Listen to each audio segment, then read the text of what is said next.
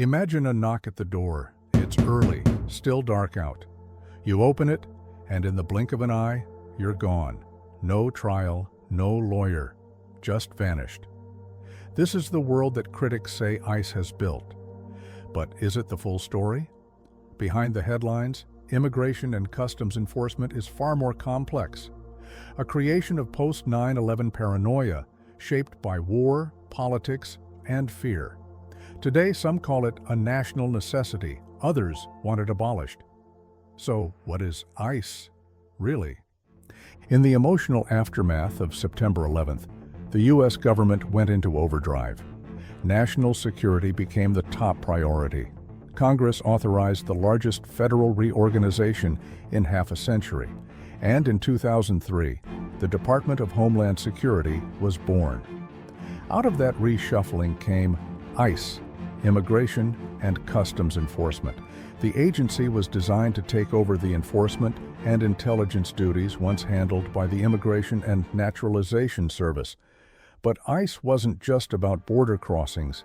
It was envisioned as an internal security force, tracking, detaining, and deporting people already inside the country. In its early years, ICE operated largely in the shadows, far from the public eye. But it didn't stay that way.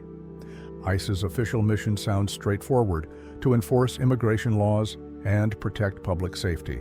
But as the years passed, its methods and its image became far more controversial.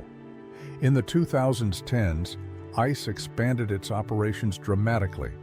Agents began conducting workplace raids, arresting people at courthouses, and using advanced tech, like mobile fingerprint scanners, to locate undocumented immigrants. Entire families were swept up. Minor infractions, like a broken taillight, could lead to detention or deportation. By the time media outlets published photos of children in detention centers, the agency had become a lightning rod. To supporters, ICE was doing its job. To critics, it had become a symbol of cruelty and fear. Here's a common mistake. People often confuse ICE with Border Patrol. Customs and Border Protection, or CBP, handles immigration enforcement at the border. ICE, on the other hand, works within U.S. borders. It's the agency that knocks on doors in Los Angeles or raids a factory in Georgia. Within ICE itself, there are two very different arms. Enforcement and Removal Operations, ERO, handles arrests and deportations. Homeland Security Investigations, HSI, focuses on drug trafficking, child exploitation, and transnational crime. Interestingly, HSI has tried to distance itself from the ICE brand, afraid the association with immigration raids could hinder their criminal investigations.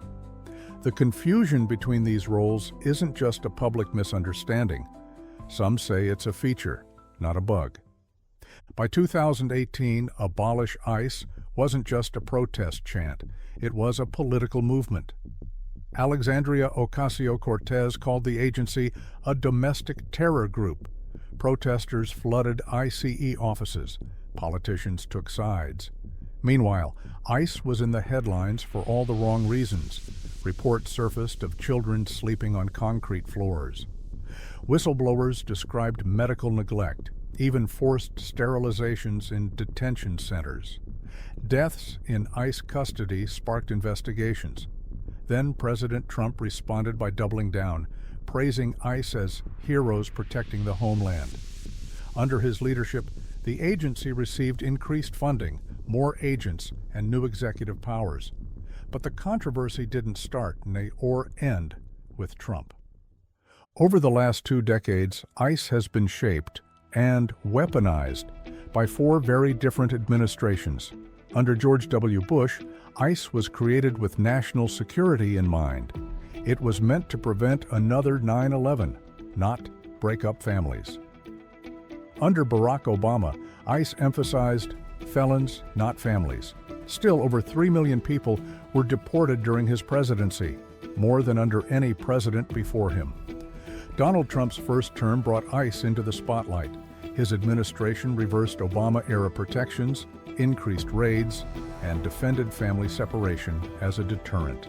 ICE became both feared and glorified, depending on your politics. Under Joe Biden, priorities shifted again. ICE scaled back mass arrests and focused on high-risk individuals. Yet criticism came from both sides. The left said the agency was still harmful. The right said it had gone soft. And now, in 2025, with Donald Trump back in the White House, ICE is once again ramping up operations. The agency is expanding detention programs, restoring rapid deportation initiatives, and intensifying interior enforcement. Once again, its mission mirrors the man in the Oval Office. ICE isn't just a tool of policy. It's a machine that impacts real lives. There are stories that don't make the news, like the ICE agents who dismantled an international child trafficking network, or those who helped intercept fentanyl at ports before it hit the streets. But there are also darker stories. A mother arrested during her son's chemotherapy, a U.S. military veteran deported for a decades-old drug charge despite serving in Iraq. These aren't isolated events. They're symptoms of an agency walking the tightrope between law enforcement and human rights. Today, ICE stands at a crossroads. Its annual budget now exceeds $8 billion. It has access to surveillance tech, vast detention facilities, and growing political power. And yet, it remains one of the most misunderstood agencies in America. Even within the government, debates rage. Should ICE be split into two separate entities? Should it focus only on serious criminals? Should it be abolished entirely? ICE is not just enforcing laws. It's shaping the national conversation around immigration, identity, and power.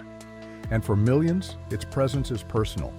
In the end, ICE may be the most powerful agency most Americans know the least about. Born from fear, forged in politics, still searching for its purpose. The question isn't just whether ICE has gone too far, it's whether we've ever truly understood what it was meant to be. ICE's story is still being written. Some see it as protection, others as a threat. Here at WhyFactor, we search for the truth behind the headlines. Until next time, keep asking why.